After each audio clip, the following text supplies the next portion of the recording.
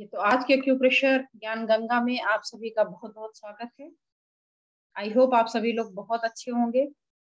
और जैसा कि आपको पता है आज है शनिवार, और शनिवार को चलती है हमारी कार्यशाला जिसका नाम है एक्यूप्रेशर ज्ञान गंगा। एक्यूप्रेशर ज्ञान गंगा जैसा नाम से ही पता चल रहा है कि हाँ कुछ न कुछ ज्ञान की धारा अनवरत बहा करती है। और ये वो ज्ञान है जो आदरणीय खेमका सर द्वारा मिली हुई है और आगे बढ़ाने का कार्य चल रहा है। आप सब इसमें सहभागी बनते हैं, ये जान करके देख करके अच्छा लगता है। तो आइए बढ़ते हैं और बात करते हैं। आज का टॉपिक बहुत ही आपको ज्ञानवर्धक होगा। ज्ञानवर्धक तो सारे ही होते हैं, हाँ, लेकिन इसमें आप लोगों को सबसे ज्यादा परेशानी आती थी पेशेंट के लिए, तो इसके लिए मैंने सोचा कि आपको देखें। तो उसके पहले जो हमारी परंपरा है कि किसी भी चीज को शुरू करने से पहले हम 3 बार करते हैं ओम शब्द का पारायण, फिर प्रार्थना, तो उसी हिसाब से चलेंगे। तो और उसके साथ ही आपसे कहना चाहेंगे कि ये एक्यूप्रेशर वीकली लेक्चर्स जो आप सामने देख रहे हैं लिखा हुआ स्क्रीन पर, इसमें आपको पहले के भी जो हमारे लेक्चर्स हुए हैं अलग अलग टॉपिक पे, वो यहाँ पर अवेलेबल हो जाएगा। और आप अगर इस क्लास में जुड़ना चाहते हैं यहाँ पर जूम के माध्यम से, तो यहाँ पे डायरेक्ट प्रश्न पूछ सकते हैं और बाकी इसका कोई फर्क नहीं है। आप यहाँ देखें या यूट्यूब पे देखें या जहाँ से भी देख रहे हैं फेसबुक से देख सकते हैं। तो ये हर शनिवार को 5 से 6 बजे अवेलेबल होती है। आपको लिंक हर जगह अवेलेबल है और आप कहीं से भी इस पर कॉपी करके और जुड़ सकते हैं क्लिक करके। यूट्यूब के माध्यम से भी देख रहे हैं तो वहां से भी आपको बताना चाहेंगे कि हर वीडियो के नीचे आपको टेलीग्राम का लिंक दिया हुआ है, आप उसको क्लिक करके टेलीग्राम पे जुड़ जाइए, जिससे आपको जो भी हमारी लिंक क्लासेस की होती है वो इमीडिएट आपको मिले और आप इन क्लासेस का आनंद उठा सकें। इस पर जुड़ने का केवल इतना ही फायदा है कि आप अपने प्रश्न डायरेक्टली हमसे पूछ सकते हैं और उसमें कमेंट बॉक्स में पूछते हैं, इतना ही अंतर होता है। और जो हमारे बाहर के भी लोग जुड़े हुए हैं, बाहर से भी देख रहे हैं, उनके लिए भी मैं यही बताना चाहती हूँ कि आप चाहे तो डायरेक्ट जुड़े और चाहे वहां पे कमेंट करें। आज का टॉपिक हमारा क्या है, वो है रोगों का निदान कैसे करें। यही तो सबसे बड़ी मुसीबत है, how to diagnose a patient. Patient तो सामने आ गया, पढ़ाई भी बहुत कर ली है हमने, ये सामने आते ही चक्कर आते हैं कि देखा कैसे जाए, शुरू कहाँ से करें, रूट कॉज क्या है। तो इसी पर आज हम लोग बात करेंगे। बात करने से पहले 3 बार करेंगे ओम शब्द का पारायण और उसके ठीक बाद में करेंगे प्रार्थना, जो आगे आपको स्क्रीन पर दिखेगी। तो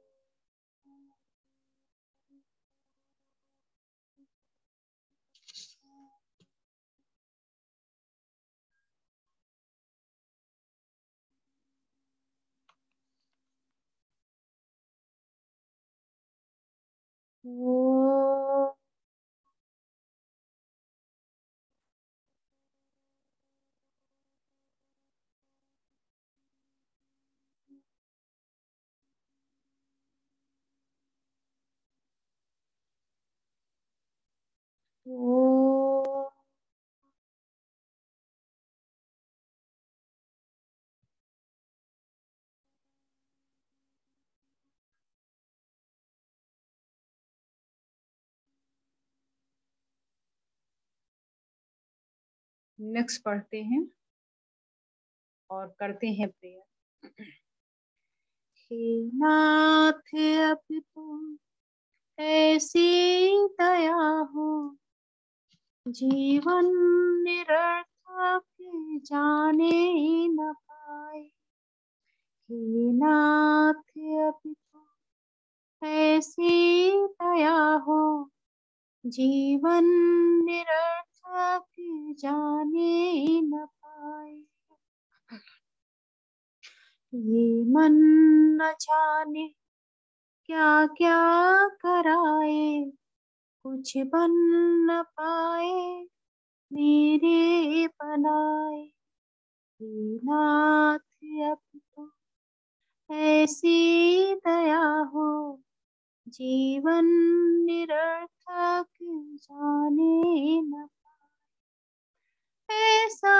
जगा दो कि फिर सो न जाऊं, ऐसा जगा दो कि फिर सो न जाऊं, अपने को निष्काम प्रेमी बनाऊं, तुमको ही चाहूं, तुमको ही पाऊं, संसार का भय कुछ रहे न जाए, ये नाथ अब तो ऐसी दया हो, जीवन निरर्थक जाने न पाए, वो योग्यता तो सत्कर्म कर लूं, वो योग्यता तो सत्कर्म कर लूं, हृदय में अपने सद्भाव भर लूं, नर तने है साधन भव सिंधु तर लूं, ऐसा समय फिर आए न आए, ये नाथ अब तो ऐसी दया हो, जीवन निरर्थक जाने न पाए, ये मन न जाने क्या क्या कराए, कुछ बन न पाए अपने बनाए, ये नाथ अब तो ऐसी दया हो, जीवन निरर्थक जाने न पाए। Thank you so much.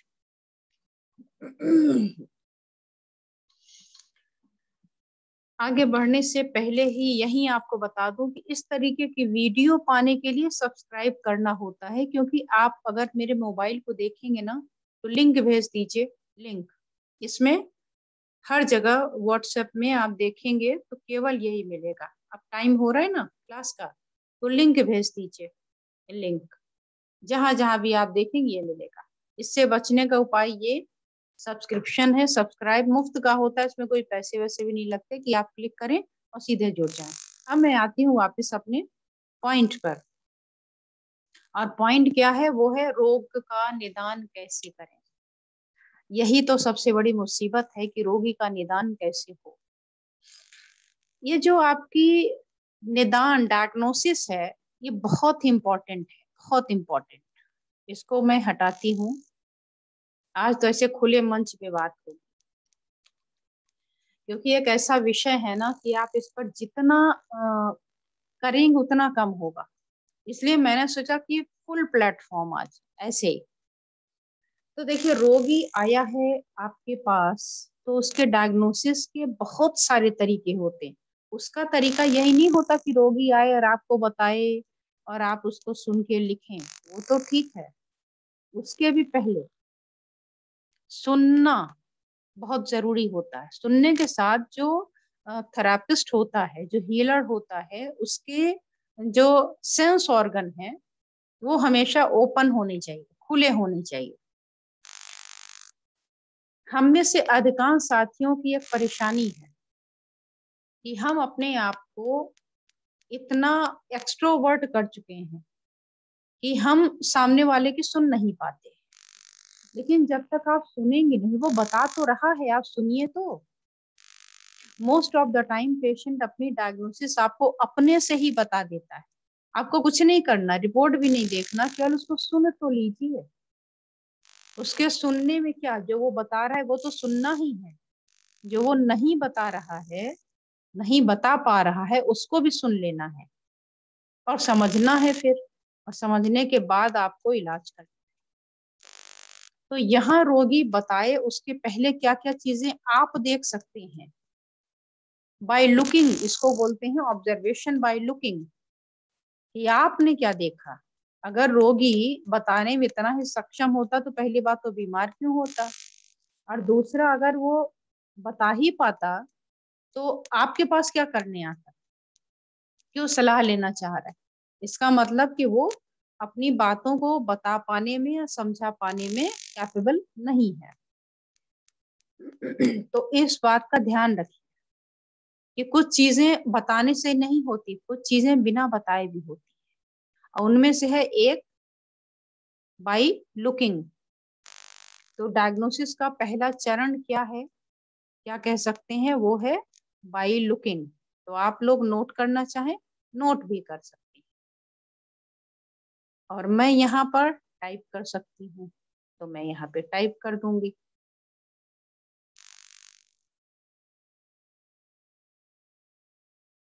अच्छा, सामने कोई ऑप्शन नहीं होता है शायद, कि मैं सामने के सामने ही उसमें टाइप करूं।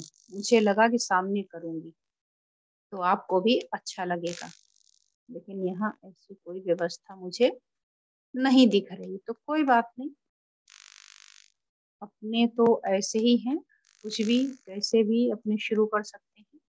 तो पहला आप नोट एक बार फिर मैं कोशिश करती हूँ, शायद सामने सामने हो तो आपको भी अच्छा लगेगा।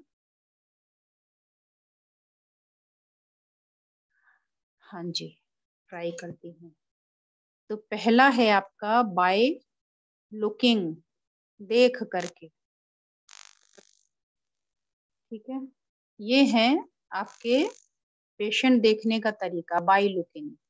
बाय लुकिंग में क्या क्या देखें हम, देखने के लिए बहुत सारी चीजें हैं आपके पास, अपने लिए भी है, जब पेशेंट आपके सामने आए हैं वहां भी है। तो क्या देखेंगे हम, आपको देखना है कि वो चल के कैसे आ रहा है। एनर्जी ही तो एसेस करनी है ना आपकी, टोन और सीरेट, एक्सेस और डेफिशिएंसी तो यहीं से एसेस हो जाएगी। पेशेंट कैसे आया आपके पास, आपका पेशेंट बहुत धीरे धीरे बहुत मुश्किल के साथ आ रहा है, या उसकी चाल में स्पीड है। अगर स्पीड है तो बीमारी जो भी होगी लेकिन होगी सीडेट, है ना। और अगर वो बड़े धीमे धीमे पकड़ पकड़ के किसी भी चीज का सहारा लेकर के आ रहा है, दो लोग पकड़ के आ रहे हैं, तो इसमें भी ये आपकी प्रॉब्लम जो भी है उसके जो रिलेवेंट पॉइंट होंगे वो टोन किए जाएंगे। तो आपको उससे के चल के आने से ही आपको इतना अंदाजा मिल गया। ठीक है, तो ये हुआ भाई लुकिंग में क्या देखा आपने, पहला उसकी वॉक देखी। दूसरा आप देख पाएंगे उसका जो फिजिक है वो देखने में कैसा है ना, एकदम उसकी बॉडी स्ट्रेट जैसे होनी चाहिए वैसी ही है, या उसका पोस्चर टेढ़ा मेढ़ा है, झुका हुआ है, बहुत ज्यादा तना हुआ है, या जिस साइड में वो बेंड हो रहा है तो क्यों हो रहा है। उसका फिजिकल ऑब्जर्वेशन भी इसी में आता है। अभी आपने टच नहीं किया है, ऑब्जर्वेशन किया है। तो बाय लुकिंग में हम ऑब्जर्वेशन भी करते हैं, उसके बाल कैसे हैं, उसका शरीर कैसा है, उसकी आंखें कैसी, उसके चेहरे पर कोई अलग से एडिशनल कलर दिख रहा है, कहीं कहीं कोई काला पीला दिख रहा है, या जो भी हम देख पा रहे हैं उसके फिजिकल बॉडी से उसका कॉन्स्टिट्यूशन देख पा रहे हैं। ये भी डायग्नोसिस का एक बहुत बड़ा साधन होता है। काफी हद तक आप अपने पेशेंट की डायग्नोसिस केवल देख करके कर सकते हैं। देख करके आप पेशेंट की बीपी और ये हार्ट की कंडीशन तक का इवन पता लगा सकते हैं, जब आप थोड़े से और नॉलेजेबल हो जाते हैं। अभी भी पेशेंट आपके सामने बैठा नहीं है, अभी वो दरवाजे से आ ही रहा है और ये चीजें आपने देख डाली।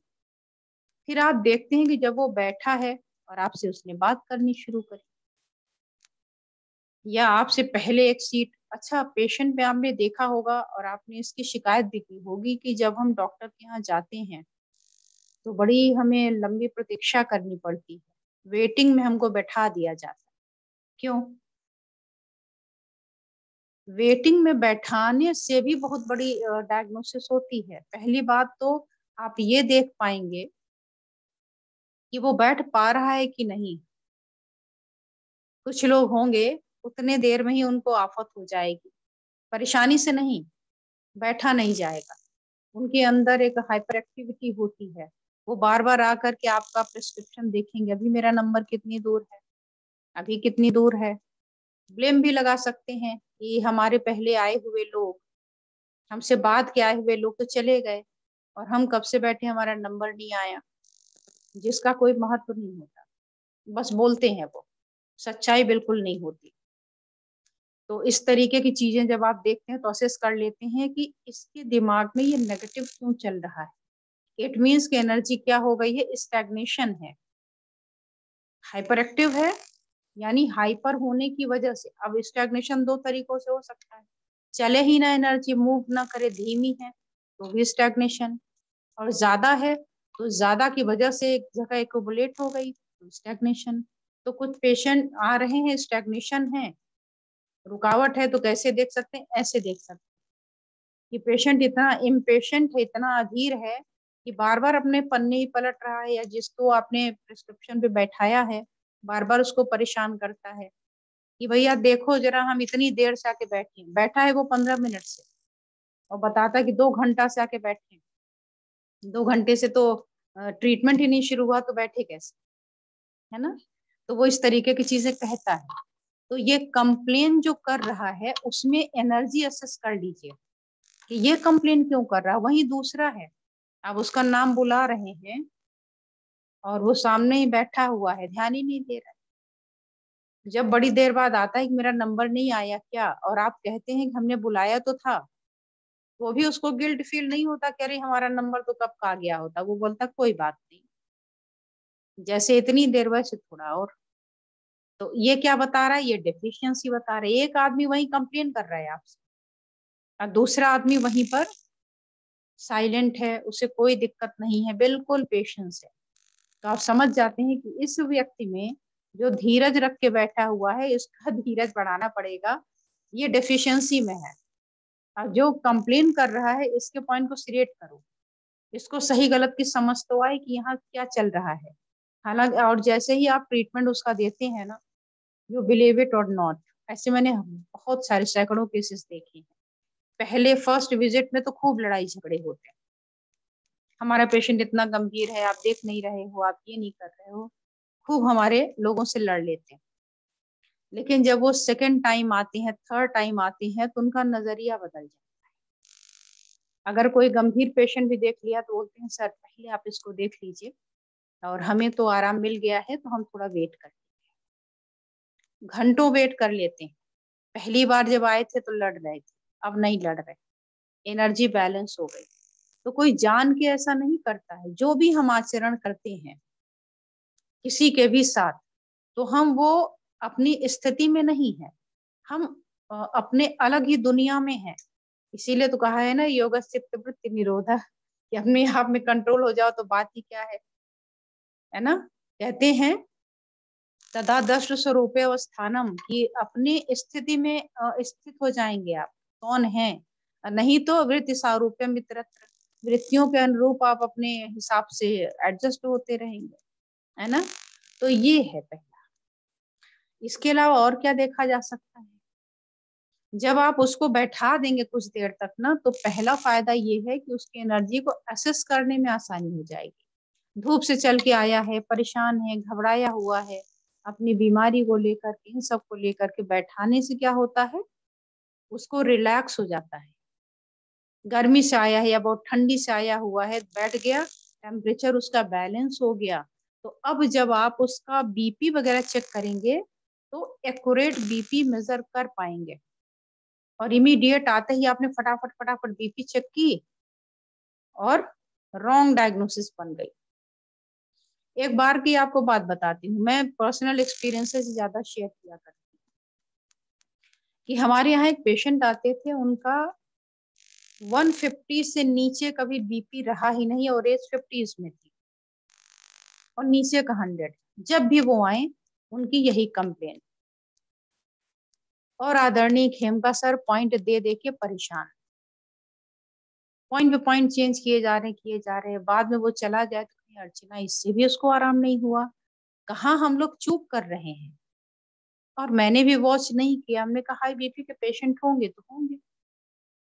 फिर जब सर ने एक दिन ध्यान दिलाया, बोला इस पे जरा से स्टडी करो कि कहाँ हमसे चूक हो रही है। मैंने कहा ठीक है, 1 हफ्ते का टाइम आप दे दीजिए, तो मैं देखती हूँ कि कहाँ पे मिस्टेक हम लोगों से हो रही है, पॉइंट के लेवल पर है या पॉइंट लगाने के लेवल पर है। या कहाँ पे क्या हो रही है। तो मैंने अपने लोगों से सजेस्ट दिया था कि जब भी ये आए तो इनका टाइम नोट कर लीजिए कितने बजे आते हैं, ताकि उस समय हम इनको डायग्नोस करने की कोशिश कर सकें। तो हमें पता चल गया, देखा, और पहली ही ब्लंडर जो वो कर रहे थे वहीं पकड़ में आ गई।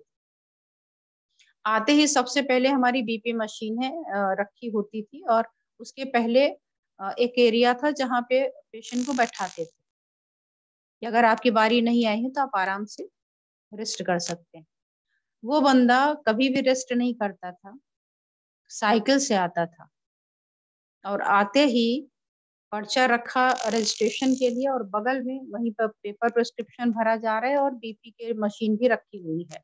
सीधे वो उधर पर्चा दिया, और पर्चा पर एंट्री कराने का भी वक्त नहीं है, उधर पर्चा दिया और इधर बैठा और बीपी नपाई, और फिर उधर से पर्चा पकड़ा और फिर सीधे सर के पास। मैंने कहा सर समझ में आ गया, इनके बीपी का जो मेजरमेंट का ये तरीका है वो गड़बड़ है। और जैसे ही खड़े होके बात कर रहे हैं, हंस हंस के बात कर रहे हैं, हाथ फैला दिया, और सामने वाला बंदा भी पता नहीं कैसे वो बीपी चेक कर रहा है। तो बीपी चेक करना भी बहुत बड़ी कला है। आपके एक ही बीपी मशीन में आप देखेंगे, चाहे डिजिटल हो चाहे बड़ी वाली जो ओरिजिनल मशीन होती पारे वाली वो हो, दोनों में ही नापने के तरीके से आपका मेजरमेंट चेंज हो जाएगा। अब बिलीव ना हो तो एक्सपेरिमेंट करके देखिए, मैं तो एक्सपेरिमेंटल वाली चीजें बताती हूँ आपको। आप ढीला बांध दीजिए तब चेक कर लीजिए, आप बहुत टाइट कर दीजिए तब चेक कर लीजिए, और नॉर्मल उसको रैप करिए फिर चेक कर लीजिए, तुरंत पेशेंट आया है तब चेक कर लीजिए, बैठ के। इसमें पोस्चरल हाइपरटेंशन भी होता है, हाइपोटेंशन भी होता है। तो इसमें हम लिटा के बैठा के खड़ा होके 3 पोस्चर में बीपी नपाते हैं। अब आपका तरीका क्या होना चाहिए कि आपका जो आर्म है वो हार्ट के लेवल पर हो। अब आप खड़े होकर के यूं फैला दे रहे हैं, कोई हाथ को टाइट कर ले रहा है, कोई खोल दे रहा है, तो इन सब में बहुत फर्क पड़ता है। तो पेशेंट को जब आप बैठाते हैं ना तो उसका बीपी नॉर्मल होने लगता है। अब फिर इसका जो मेजरमेंट का तरीका है वो ध्यान में होना चाहिए। तब हमने बताया कि हमारा जो तरीका है मेजरमेंट का वो रॉन्ग है, और जो इनका तरीका ये भी रॉन्ग है। और जब दूसरे दिन हमने उनको आधे घंटे बैठा दिया और नापा, unbelievable response, without changing any point, normal हो गया 130/90। बोले अरे 2 महीने से हम जबरदस्ती पॉइंट लगवा रहे हैं। आपकी मर्जी है, आप लगवा रहे हैं जबरदस्ती, कोई क्या कर सकता है कि भागे दौड़े आ रहे हैं, पसीना टपक रहा है और हाथ फैला दिया। तो पेशेंट को जो बैठाया जाता है उसका भी कारण यही होता है कि वो कम से कम रिलैक्स हो जाए और अपनी बातों को आसानी से बता सके। ठीक है, तो ये होता है इसमें। इसके बाद जब वो बैठेगा अपनी बात बतानी शुरू करेगा आपको, तो आप उसके बात करने का भी तरीका देख सकते हैं, किस पॉइंट को वो बार बार हाईलाइट कर रहा है, क्या कह रहा है वो बताता है। सपोज करिए तो कभी कभी कोई पेशेंट होते हैं एक धर्रे में डिजीज नंबर 1 2 3 4 5 या सिम्टम 1 2 3 4 5 आपको नोट करा देते हैं, कब से हुआ वो बता देते हैं। कुछ लोग होते हैं 4 चीजें हैं तो वो तो हैं, लेकिन उसके साथ एक ही प्रॉब्लम को वो बार बार रिपीट करते हैं, तो मैंने देखा उससे लोग नाराज हो जाते हैं कि सुन तो लिया ना, कितनी बार बोलोगे, अभी अभी तो बताया था आपने कि हमको ये बीमारी है, हमने लिख लिया है, फिर आप उसी को बता रहे हो, फिर उसी को। नहीं, आपको ये थिंक करना चाहिए कि आखिर वो व्यक्ति बार बार ये परेशानी क्यों बता रहा है, कारण क्या है। आप भी तो सोचिए ना, एक ही बात को लेके आप बार बार क्यों उसको बता रहे हैं, क्योंकि वो प्रॉब्लम उसकी सबसे ज्यादा है। तो आपको उसको हाईलाइट करना चाहिए कि ये प्रॉब्लम इसकी सबसे ज्यादा है और हमें इस पे काम करना है। तो ये हो गया बाय लुकिंग। लुकिंग के बाद होता है पैल्पेशन, यानी उस जगह को छू करके देख लेना, पैल्पेट कर लेना, छू लेना। तो इसको भी आप यहाँ देख सकते हैं, इसमें मैं टाइप कर देती हूँ कि सेकंड है बाय पैल्पेशन। कि जो ही पेशेंट आया है, जहां तकलीफ बता रहा है, पेट का दर्द बता रहा है या आपके हाथ पैर में बता रहा है, चेस्ट में, सिर में, जहां भी है, उसको पैल्पेट करके आप देख सकते हैं। यहाँ तो शायद आपको उतनी नॉलेज नहीं होती है, लेकिन लिटाने का भी एक तरीका होता है, पैल्पेट करने का भी तरीका है। मात्र पैल्पेशन से आप ऑर्गन की स्थिति के बारे में काफी कुछ असेस कर लेते हैं। फॉर एग्जाम्पल, अगर आपके लिवर में इन्फ्लेमेशन है, इवन फैटी लिवर है, तो इनिशियली तो शायद आप नहीं जज कर पाएंगे। हाँ, लेकिन अगर वो थोड़ा सा भी एनलार्ज है तो आप आराम से टच करके लिवर की फैटी लिवर को देख सकते हैं, स्प्लीनोमेगाली को देख सकते हैं। इसके अलावा आप अगर स्लिप डिस्क वगैरह है, वहां पर हाथ लगा के चेक कर सकते हैं। कोई लंप है तो देख सकते हैं। सिर में दर्द का रीजन महसूस कर सकते हैं, वहां कहीं कोई सूजन वगैरह तो नहीं है। तो काफी चीजें ऐसी होती हैं जिसको हम टच करके महसूस कर सकते हैं। टेम्परेचर महसूस कर सकते हैं टच करके। स्वेलिंग है या नॉर्मल ऐसी ओबेसिटी है, उसको टच करके देख सकते हैं। सर्वाइकल स्पॉन्डिलाइटिस में आपको जो रेलेवेंट पॉइंट है, टोन करना है कि सिरेट करना है, यू कैन जज बाय टचिंग ओनली। टच करके। टच करके कैसे? दो दशा होती है, एक होती है सर्वाइकल स्पॉन्डिलाइटिस, दूसरी दशा होती है spondylosis. What is the difference between these two things? तो जो सिस होती है वो डिजेनरेटिव कंडीशन होती है, और जो आपका आइटिस होता है वो इन्फ्लेमेटरी कंडीशन होता है। करेक्ट। अब यहाँ पर आपको सिलेक्शन करना है। सर्वाइकल के पॉइंट तो आपको पता है, आप जानते ही हैं। आपको ये नहीं पता है कि टोन करें कि सिरेट करें और किधर करें। दो चीजें हैं यहाँ बहुत इंपॉर्टेंट है। और तीसरी जो सर्वाइकल में आप लाभ नहीं दे पाते, उसका कारण तीसरी दशा है, वो है मिक्स। इन्फ्लेमेशन भी है और डिजेनरेशन भी है, और ये अक्सर मिलता है, चाहे ये सर्वाइकल का एरिया हो चाहे ये लंबर का एरिया हो। तो डिस्क डिजेनरेटिव डिजीज भी दिखाता है और वहीं पर आपका डिस्क बल्ज भी दिखाता है। दोनों ही कंडीशन होती है। इन्फ्लेमेशन कभी आपके लिगामेंटम फ्लेवम की हाइपरट्रॉफी भी शो करता है, हर्निएशन भी है। तो यहीं पर आप कंफ्यूज कर जाते हैं कि हम इसको टोन करें कि सिलेट करें, करें क्या। तो इसी को चेक कर सकते हैं बाय पैल्पेशन, बाय टचिंग। तो आपने सपोज करिए कि उसके गर्दन वाले हिस्से में, सर्वाइकल में परेशानी है, तो आप उसको पूछिए कि उसके दोनों हाथों तक दर्द जा रहा है या केवल उसके गर्दन में है। दोनों हाथों में भी है ना, तो एक में ज्यादा जाता होगा। जिस तरफ बल्ज हुआ होगा ना, वहां की नर्व प्रेस होती है। देखिए, वंडरफुल थिंग, दो वर्टिब्रा के बीच में आपकी डिस्क लगी है, डिस्क आपकी स्लिप कर गई, किसी एक तरफ की होगी, है ना, आगे पीछे या साइड में। मान लीजिए ये राइट साइड डिस्क बल्ज कर गई, बाहर निकल गई, तो क्या होगा? जिधर बाहर निकली है वहीं पर तो नर्व भी निकला है ना वहीं से, तो उस नर्व को पिंच करेगी ना। तो जिधर पिंच करेगी क्या होगा? वहां पर दर्द हो सकता है या सुन्नपन हो सकता है। दोनों ही चीजें हो जाएंगी। दब गया, इन्फ्लेमेशन हो गया तो दर्द और सूजन, और अगर लंबे समय तक दबा रह गया तो वहां के ब्लड सप्लाई कम हो गई तो वहां सुन्नपन आ रहा है। अब ये आपको पता करना है। माना नई बीमारी अगर है तो बहुत ज्यादा चांसेस हैं कि इसमें एनर्जी बढ़ी है और आप उसी रेलिवेंट पॉइंट को सिलेक्ट करें। और वही व्यक्ति अगर पुराना होकर के आया है, नर्व प्रेस होते होते होते होते अभी डेड हो रही है, सप्लाई नहीं जा रही, तो वहां टोन करना पड़ेगा। किसको टोन कर रहे हैं? दबी हुई नर्व को खोल रहे हैं क्या? नहीं, हम यहाँ से काम कर रहे हैं, सर्वाइकल से। तो आपको दोनों हाथों को चेक करना पड़ता है। अब हम असेस नहीं कर पा रहे, कंफ्यूज है, रिपोर्ट देख के कंफ्यूज है और सिम्टम देख के कंफ्यूज है। वो बोलता है कि इस वाले हाथ में तो सुन्नपन है, इस वाले में दर्द बहुत है। अब आप क्या करें?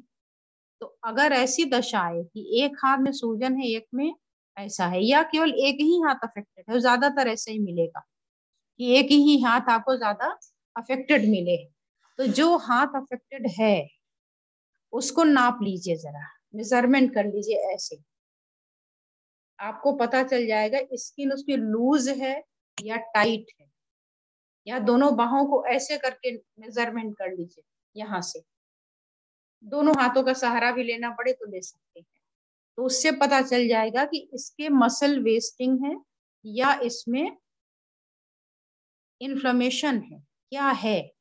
अगर मसल वेस्टिंग है, वो दर्द दर्द भी चिल्ला रहा हो, तो भी इलाज होगा टोन का।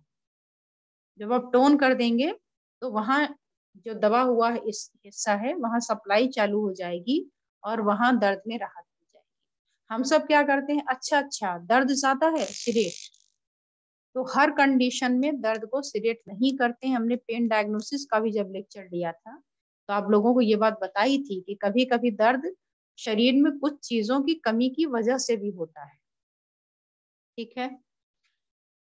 तो अब बाई लुकिंग में और क्या हो गया, एक तो ये हो गया कि पैल्पेशन में कि आप इस तरीके से पैल्पेट करके देख सकते हैं। बाई लुकिंग में दो चीजें हैं, एक तो आप देखते हैं जो पेशेंट आ रहा है वैसे, और दूसरा चीज होती है कि जो पेशेंट खुद देख सकता है।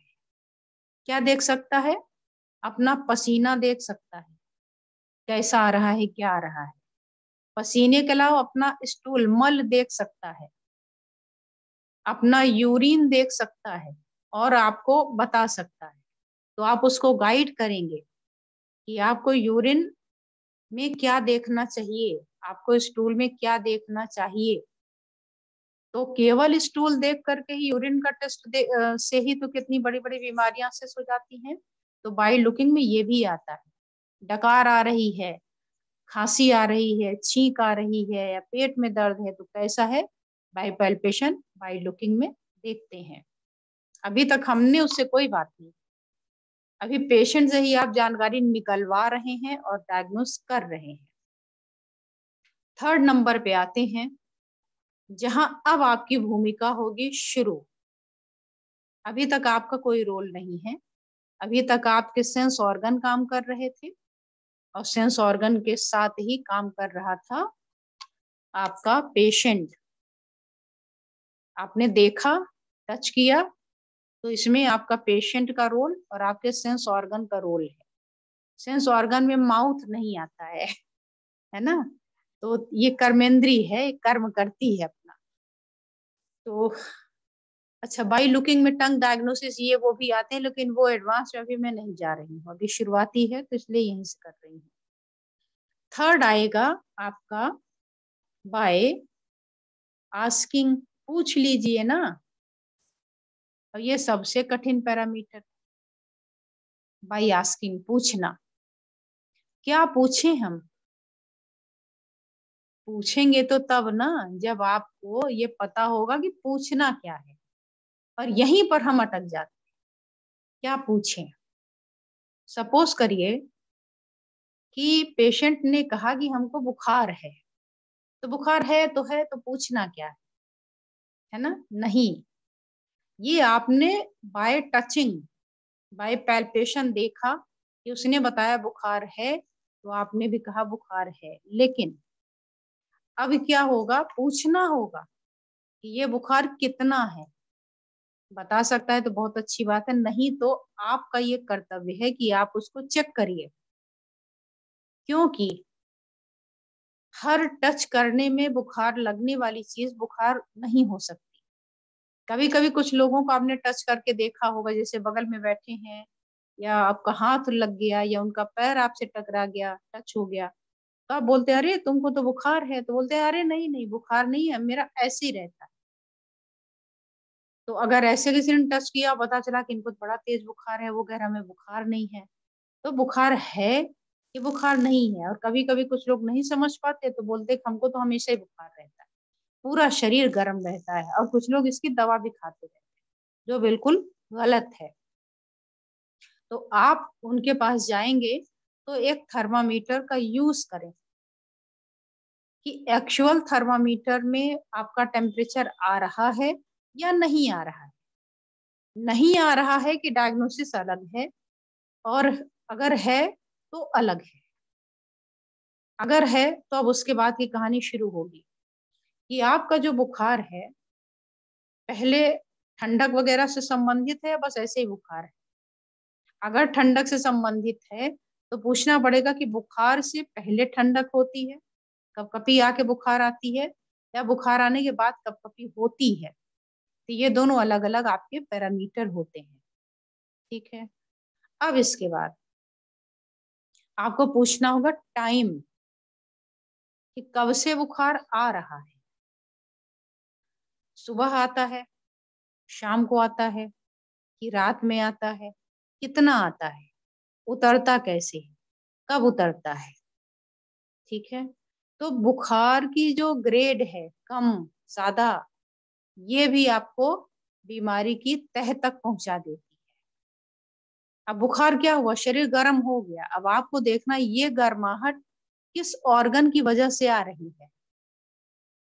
अगर कोई वायरल इन्फेक्शन आपको आता है, और हमें लगता है वायरल में इन्फेक्शन के क्या क्या सिम्टम्स होते हैं ये बताने की आवश्यकता नहीं, पिछले 3 सालों से आप इससे दो चार हो रहे हैं।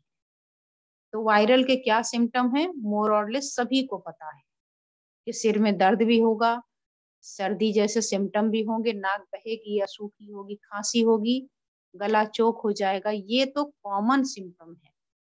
इसके अलावा बाकी एडिशनल अलग अलग वायरल में थोड़े बहुत कम ज्यादा हो सकते हैं। तो वायरल का जो बुखार है वो कैसा आएगा, कभी कम ज्यादा होगा या कंटिन्यू रहेगा। तो आपने देखा कंटिन्यूटी में रहता है ज्यादातर। तो आपको यहीं से पता चल गया कि ये है वायरल, यानी इन्फेक्शन शॉर्ट टर्म का है और थोड़ा ज्यादा है।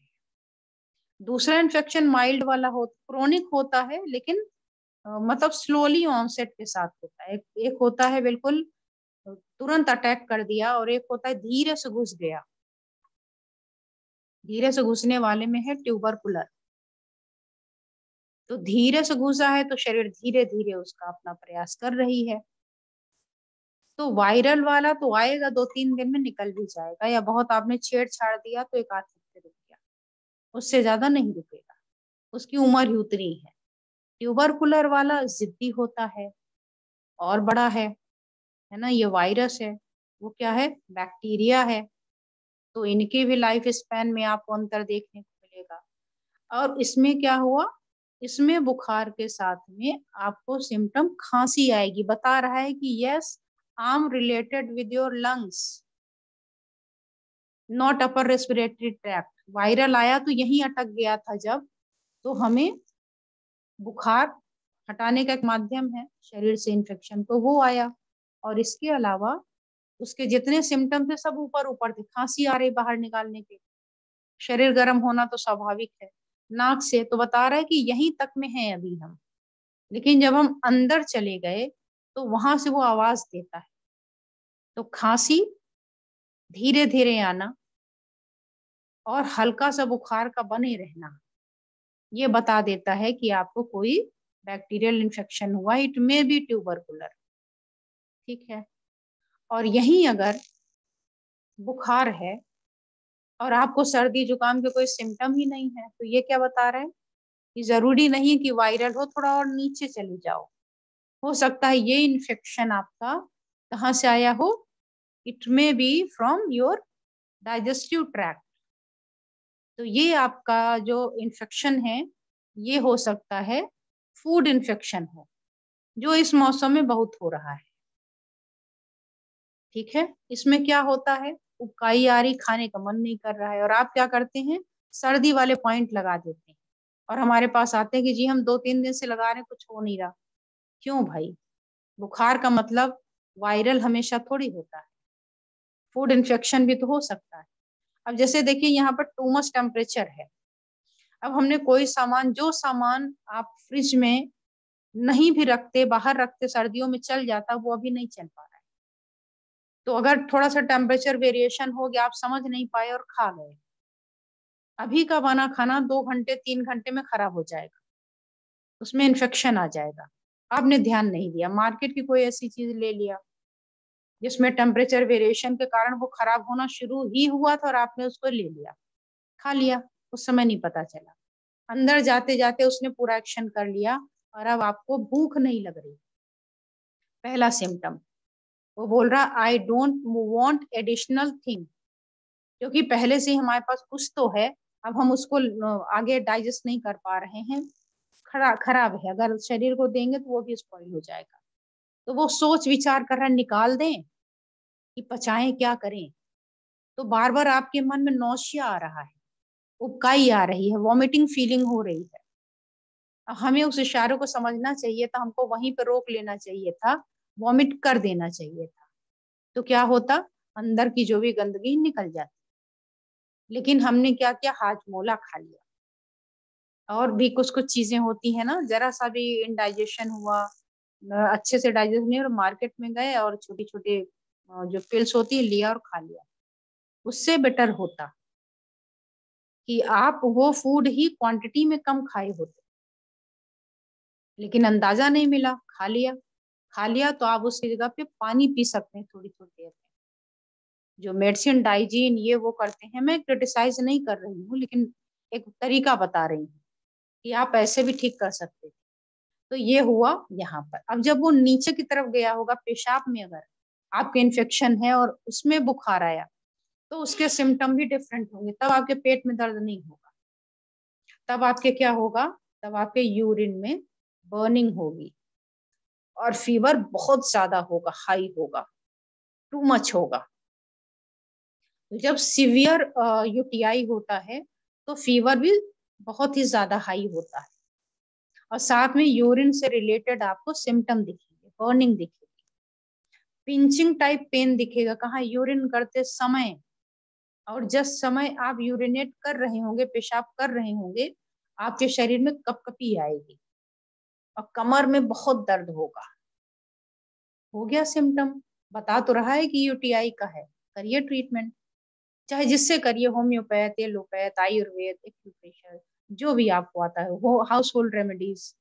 डायग्नोसिस बस बन गई ना आपकी, ये यूटीआई है, ठीक है।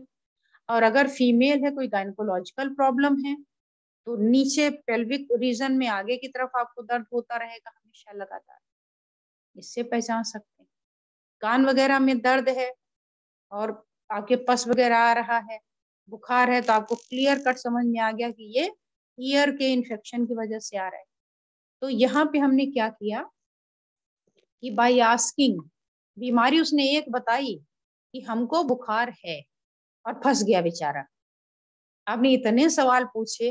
देखिए, एक जो थेरेपिस्ट है और दूसरा एक जो पुलिस है, दोनों में कोई अंतर नहीं है। पहला आपका क्रिमिनल को पकड़ता है, दूसरा आपकी बीमारी को पकड़ता है। तो जैसे आपकी जो पुलिस डिपार्टमेंट है, वो जैसे जैसे सुराग के थ्रू पहुंचते हैं क्राइम क्रिमिनल्स तक, वैसे ही आपको सिम्टम है, ये सुराग है, सिम्टम के तह तक चलते चलते आपको डिजीज तक पहुंचना होता है। तो अगर हाई फीवर है, यूरिन में प्रॉब्लम आ रही है, ये सारी चीजें हैं, तो आपका फोकस कहाँ जाएगा, सीधे यूटीआई पर। अब यूटीआई का इलाज कर लीजिए, एटलीस्ट अपनी डायग्नोसिस तो कर लीजिए अपने से। और एक होता है कि आपके पेट में इन्फेक्शन है, अभी तो स्टमक लेवल पर था, अब नीचे और चला गया, इंटेस्टाइन में गया, अब क्या होगा, बुखार होगा। कब होगा बुखार, शाम को होगा, दिन में नहीं होगा। दिन में थोड़ा धीमा है, शाम को बढ़ना शुरू हो गया, अब फिर ठीक हो गया। रात भर रहा, फिर सुबह से ठीक हो गया, जैसे शाम होती फिर बुखार आ जाता है और काफी तेज आ जाता है। इट में भी टाइफाइड, बाकी और भी बीमारियों में आ सकता है, लेकिन ये टाइफाइड का बढ़िया सिग्नल। तो अगर सिम्टम बाकी मैच कर रहे हैं तो आप यहाँ पे जा सकते हैं। कभी कभी दो इन्फेक्शन एक साथ आ सकते हैं, यानी आपको यूरिन में इन्फेक्शन भी हो सकता है और टाइफाइड भी हो सकता है। आपके टाइफाइड भी हो सकता है, ट्यूबरकुलर भी हो सकता है, आपके यूटीआई भी हो सकती है, आपको वायरल भी हो सकता है। तब आपको ज्यादा मुश्किल होती है। और कहीं कहीं कंफ्यूजन हो जाता, मुझे भी होता है। ऐसा नहीं कि मैं बहुत ही सुपीरियर हूँ और मैं जो करूंगी बिल्कुल 100%, ऐसा नहीं, मुझसे भी गलतियां होती। अभी 2-3 दिन पहले की ही अपनी गलती बता रही हूँ कि मैंने किसी को पॉइंट दिया। अच्छा, इससे आपको एक बहुत बड़ा सबक भी मिलेगा कि क्वेश्चंस आपके कितने प्रिसाइज होने चाहिए। तो पेशेंट को बुखार था, हाई फीवर था, और पेशेंट ने बताया अपनी प्रॉब्लम, रिपोर्ट वगैरह देखी, रिपोर्ट में मिला कि उसे टाइफाइड है। जाहिर सी बात है, टाइफाइड है तो आप टाइफाइड का ही ट्रीटमेंट देंगे, बाकी तो नहीं देंगे। और इससे ये भी आपको मैसेज मिलेगा कि जब भी आप सामने वाले को कुछ बताइए तो आप पूरा बताइए, कुछ छोड़िए मत। पास्ट हिस्ट्री, प्रेजेंट हिस्ट्री, जो जो भी चीजें, जो मेडिसिन चल रही वो भी बताइए। और जब आप ऑनलाइन हमसे कंसल्ट करते हैं तो हम आपको एक प्रिस्क्रिप्शन पेपर ब्लैंक देते हैं कि आप ये टिक कर दीजिए और इसमें राइट करिए। अगर आपने उसको प्रॉपरली राइट कर दिया तो आपको ट्रीटमेंट भी राइट वे में मिल जाता है। और अगर आपने उसमें थोड़ी चालाकी करी या आपने कैजुअल अप्रोच किया तो ट्रीटमेंट में भी कैजुअल अप्रोच हो जाता है। क्योंकि हम आपसे जुड़े तो हैं, लेकिन आप दूर बैठे हैं। दूर बैठा होना ऑनलाइन में और सामने होने में बहुत बड़ा फर्क होता है। आप जितना बताएं हम उतना ही पूछ लेंगे, क्योंकि नंबर ऑफ पेशेंट ज्यादा है तो आप क्रॉस क्वेश्चन कर भी नहीं सकते, बहुत बहुत ज्यादा। और आपको शक हो तब तो आप करें, आपको तो लग रहा है सामने इंफॉर्मेशन कंप्लीट आ गई है। तो जाहिर सी बात है, टाइफाइड का ट्रीटमेंट मैंने दे दिया। आराम मिल गया? नहीं मिला। 3 दिन के बाद में फिर अप्रोच किया कि हमें तो कोई आराम नहीं, हमें ऐसा हो ही नहीं सकता कि भाई अगर टाइफाइड है और टाइफाइड की आपको मेडिसिन मिली तो आराम क्यों नहीं होगा, होना ही चाहिए, नहीं हो रहा है। मैंने कहा 2 दिन और लगा लीजिए, पॉइंट भी वेरीफाई हो गए, पॉइंट भी बढ़िया। फिर हमने कहा कि नहीं, हमें बात करनी है, मैसेज से नहीं होगा कि आराम नहीं है, आराम नहीं है, बात करिए।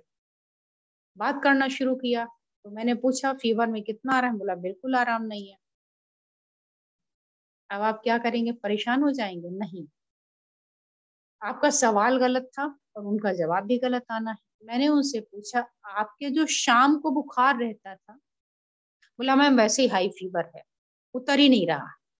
मैंने कहा ठीक है, आपको जो शाम को बुखार आता था वो बुखार आपका कैसा है? बोला वो तो ठीक हो गया, शाम से रात तक जो बुखार रहता था वो ठीक हो गया, लेकिन अभी बाकी दिन में जो रहता है ना हमें, वो रहता है और 101 102 तक पहुंच जाता है। आंखें मेरी लाल हो जाती हैं और सीने में यहाँ साइड में दर्द होने लगता है। तो मुझे थोड़ा सा स्ट्राइक किया। मैंने कहा आपकी कोई दवा तो नहीं चल? बोली चल रही है ना ट्यूबरकुलर वाली। मैंने कहा आपने कहीं मेंशन तो किया नहीं। तो बोला कि हाँ नहीं, उसकी तो दवा चली रही है ना। ने कब से फीवर है? बोला 11 महीने से, और हमारा इलाज तो चल ही रहा है, लेकिन फीवर ही नहीं उतर रहा था, इसीलिए हमने आपसे अप्रोच किया। मैंने कहा हमने लिखा तो कहीं नहीं। बोला नहीं, लिखा तो कहीं नहीं। अब यहाँ चूक हो गई थी हमारी। अब जब हमने उनको टाइफाइड को अब बंद कर दिया, क्योंकि टाइफाइड वाला फीवर हट गया और ट्यूबरकुलर वाला अभी भी एग्जिस्ट कर रहा था, तो जब ट्यूबरकुलर का दे दिया, अब टाइपिंग में नहीं लिख के आया कि आराम नहीं है, क्योंकि उस पर हिट हो गया। तो कभी कभी दो फीवर एक साथ मिल जाते हैं और आपको बहुत ही कीनली ऑब्जर्व करना होता है कि कहीं हमसे चूक ना हो जाए। जिम्मेदारी होती है ना, कि पता चला कि आप उसी पे लगे हुए हैं और आप उसको डांट रहे हैं पेशेंट को कि नहीं कैसे आराम नहीं हुआ होगा, हमने बिल्कुल बढ़िया पॉइंट दिया। नहीं, उसकी भाषा सुनिए और उसके साथ एकाकार होइए। जितना आप पेशेंट के अंदर तक पहुंच जाएंगे उतना डायग्नोसिस निकाल लेंगे, अदरवाइज नहीं निकाल पाएंगे। तो हमने बात कर ली बाई लुकिंग पर, हमने बाई बात कर ली बाई पैल्पेशन पर, हमने बात कर ली बाई आस्किंग पर। और एक ही एग्जांपल दिया आपको, बुखार, जिसको हम लोग बहुत आसान समझते हैं और समझते अरे बुखार ही है ना, ये तो हो जाएगा, कोई दिक्कत नहीं। तो इसको लाइटली नहीं लें, इसको अच्छे से समझिए, फोकस करिए इस पर। इसके अलावा जब पूछना शुरू करते हैं आप, तो इसी में एक और चीज आती है, पास हिस्ट्री।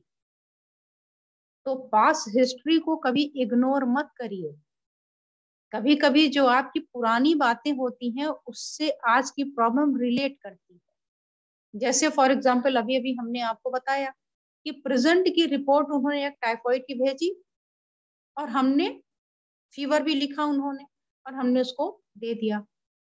अगर ये मेंशन होता कि फीवर इतने दिनों से, तो भी एक बार स्ट्राइक करता, इसका मतलब टाइफाइड नहीं कुछ और भी हो सकता है। वो मेंशन नहीं हुआ। तो आप जब भी कुछ मेंशन करिए, जब भी पेशेंट को देखे तो पूरा ही देखिए। किसी भी क्वेश्चन का आंसर, सपोज करिए कि आप एक स्टूडेंट हैं और आप एग्जाम में गए, क्वेश्चन आया है जो अगर आप उसका प्रॉपर आंसर लिखेंगे तो ही आपको नंबर मिलेंगे ना। और अगर आपने आधा क्वेश्चन को समझा है और आधे का आंसर किया है तो आपको पूरा कैसे मिलेगा। आपने ये बताया कि फीवर है, आपने ये नहीं बताया कितने दिनों से है और इसकी आप मेडिसिन ले रहे हैं कि नहीं, और ले रहे हैं तो कौन सी मेडिसिन ले रहे हैं। तो वहीं पर आपको क्लेरिफाई हो जाता है। तो ये बातें आप ध्यान रखिए।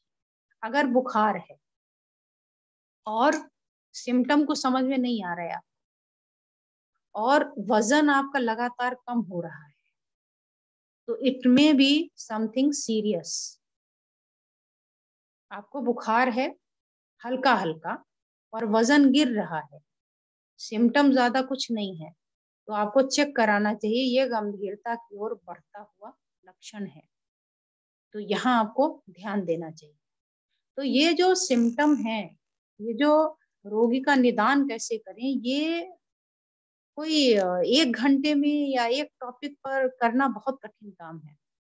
अच्छा, लेकिन फिर भी उसको कहीं न कहीं वाइंड अप तो करना ही पड़ता है। ये हुई हमारी इसकी बात। इसके साथ आप पैरामीटर पे वॉच जरूर करिए जो हम मिस कर देते हैं, और ये भी हमारे डायग्नोसिस का एक बहुत बड़ा हिस्सा होता है। ये पैरामीटर क्या होता है? पैरामीटर को वॉच करना बाय वॉचिंग पैरामीटर। ये हमारे नॉर्मल रूटीन के पैरामीटर हैं। क्या? भूख, प्यास, नींद। आपने पूछा एपेटाइट, आपको भूख कैसी लगती? आपने पूछा आपको प्यास कैसे लगती है? आपने पूछा आपको नींद कैसी आती है? आपने पूछा कि आपको पेशाब कैसी आती, यूरिन, दिन में कितनी, रात में कितनी? आपने पूछा स्टूल यानी आपका मल कितनी बार आता है, कैसा है?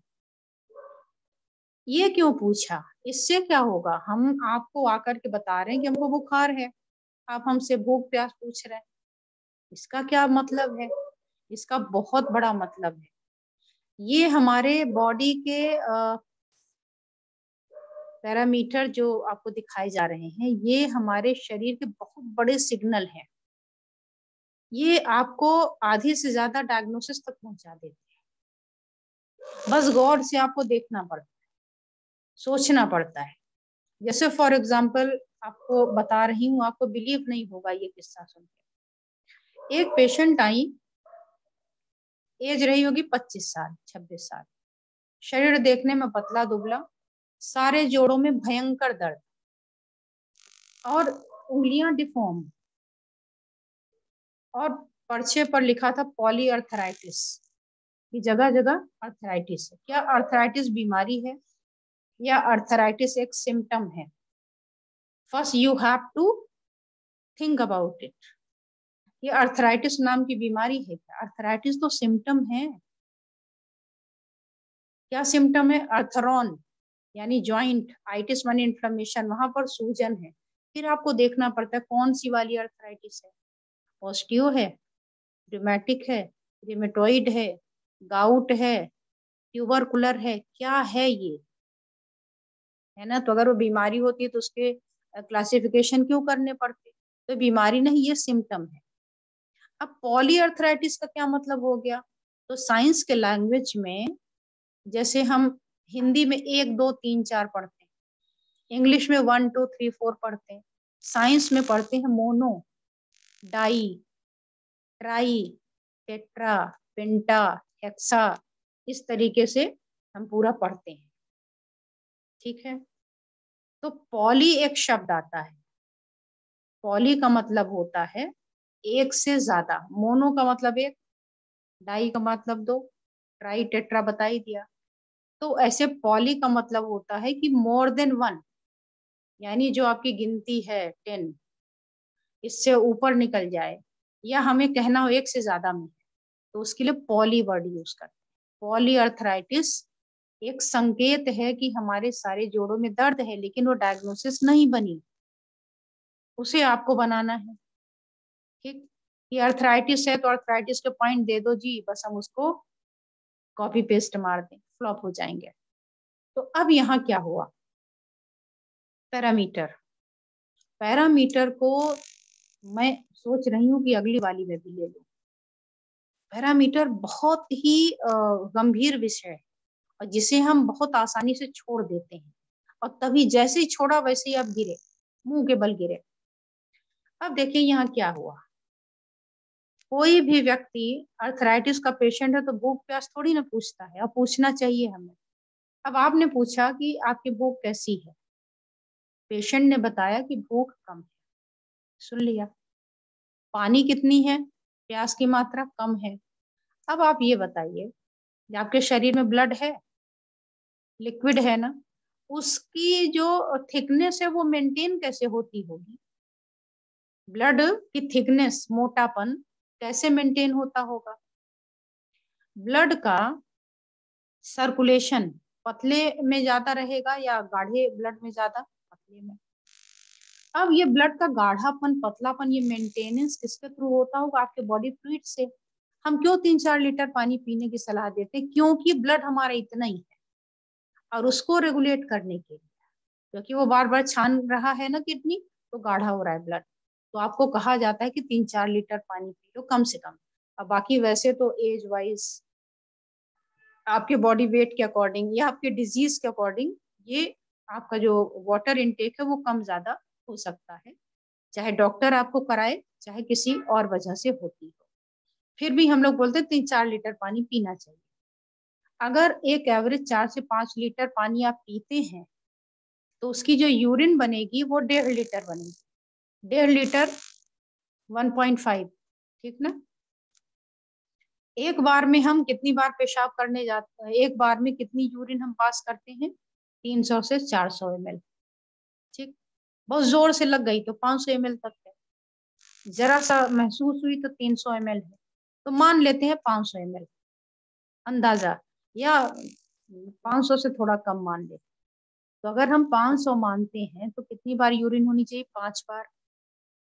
ठीक, और अगर हम इसमें थोड़ा कम ज्यादा कर लें तो एक और मिला दें, तो 5 से 6 बार की यूरिन हो रही है, अगर 4-5 लीटर के अराउंड पानी पिया है तो। ठीक है, बाकी पसीने वसीने से भी निकल गया, इसके खाते में 1.5 लीटर के अराउंड आया। अब जब आप पानी कम करेंगे तो पेशाब बढ़ जाएगी क्या, कुछ लोग बोलते हैं बस हमने तो 1 लीटर पिया, पानी पेशाब तो इतनी बार जा रहे हैं, एक्स्ट्रा कहाँ से निकाल रहे हैं, एक्स्ट्रा पानी लीक कहाँ से हो रहा है। और जब ये लीक हो रहा है तो ब्लड की विस्कोसिटी प्रेशर डालेगा कि नहीं डालेगा, डेफिनेटली डालेगा, और धीरे धीरे आप हाई बीपी के पेशेंट हो जाएंगे। ठीक है, और बिलीव नहीं हो मान लीजिए, तो आप एक काम करिए, बीपी बढ़ा हो ना, तो आप थोड़ा रिलैक्स होके बैठ जाइए, 2 गिलास पानी पी लीजिए, और 15 मिनट 20 मिनट बाद फिर अपनी बीपी चेक कर लीजिए, और अगर न घटा हो तो बताइए, निश्चित घटेगा। तो अभी आज मैं देख रही हूँ, मुझे तो लगा था कि आज बहुत सारी बातें करनी है, लेकिन समय मैं देख रही हूँ कि ओवर हो गया, तो मैं आज का लेक्चर यहीं अपनी तरफ से विश्राम दूंगी इसको। अगली बार मैं पैरामीटर को ही और आगे ले चलूंगी, और बात करूंगी कि भूख का, प्यास का, इसका क्या संबंध है, क्या अर्थराइटिस से भूख का संबंध है। जी हाँ, इन्हीं सब बातों पर मैं अगले लेक्चर में, यानी जो अपकमिंग सैटरडे होगा, उसमें बात करने वाली हूँ। तो आप लोग जो भी इंटरेस्टेड हो वहां पर आ सकते हैं। तो यहाँ हमारा आज का सवाल खत्म होता है। इसके बाद आप लोगों के अगर कोई क्वेश्चंस हैं तो आप हमसे यहाँ पर पूछ सकते हैं।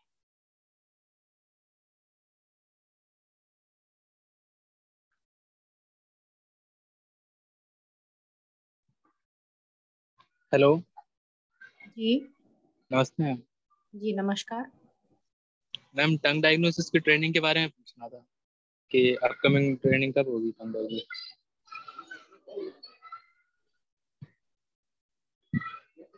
नेक्स्ट क्वेश्चन ले लीजिए।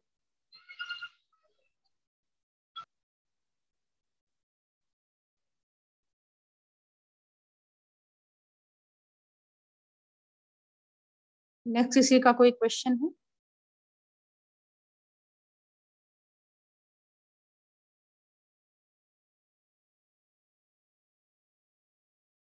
चलिए, शायद किसी का क्वेश्चन नहीं है, तो आज इसको यहीं विश्राम देती हूँ। फिर मिलती हूँ नेक्स्ट सैटरडे। उसके पहले भी वीडियोस अगर टाइम मिलता है तो मैं डालती ही रहती हूँ, आप लोग देखते हैं। तो बस इतना ही कहूंगी कि आप लोग बने रहें, जो जितना मिल रहा है उसको सीखते जाएं, समझते जाएं, और समय समय पर आपको चीजें ऐसी ही प्रोवाइड की जाएंगी। आज बस इतना ही। धन्यवाद। नमस्कार। नमस्ते मैम। नमस्ते। मेरा एक क्वेश्चन था। हाँ जी। मैम जैसे आपने ना स्पॉन्डिलाइटिस वगैरह के जैसे बात करी मैम, तो उसमें जैसे कई बार देखने को मिलता है कि उसमें एक बम्प हो जाता है नेक में ना। हाँ जी। तो मैम उसके लिए मतलब वो उसमें क्या करेंगे मैम? मैं समझी नहीं।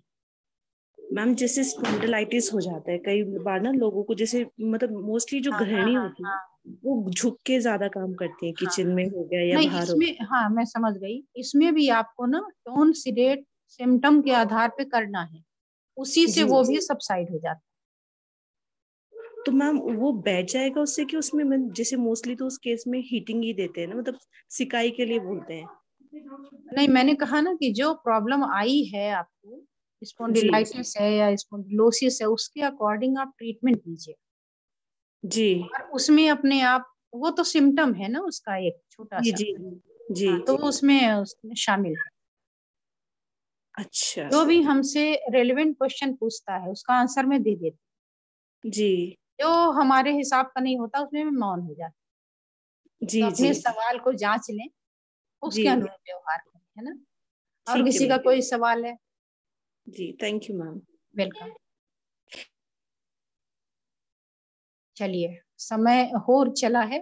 फिर मिलते रहेंगे। आप लोग कमेंट तो कर ही सकते हैं, यहाँ तो नहीं कर पाएंगे, लेकिन आप अपने यूट्यूब पर नीचे जा करके कमेंट कर सकते हैं, क्योंकि समय हो चला है। और फिर मिलते हैं अगली बार। धन्यवाद आप लोगों का बहुत बहुत, कि आप आते हैं और इस तरीके से सुनते हैं और इसका लाभ उठाते हैं। नमस्कार।